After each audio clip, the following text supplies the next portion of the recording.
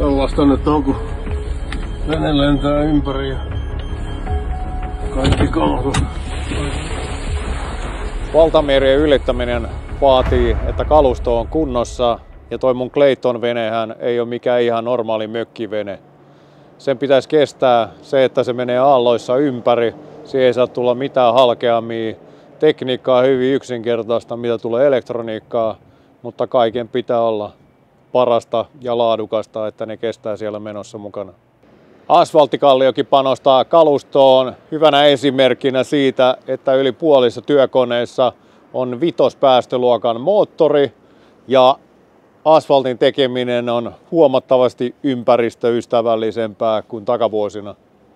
Ja edelläkävijän asenne ulottuu sinne asfaltin tekemiseen asti, jossa käytössä on puhtaampia polttoaineita ja kestävämpiä kierrätysmateriaaleja.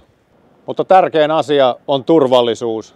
Vaikka mulla on pieni vene, mä voin luottaa siihen, että mä pääsen turvallisesti perille, ja myöskin asfalttitöissä pitää luottaa siihen, että joka työpäivän jälkeen pääsee turvallisesti kotiin.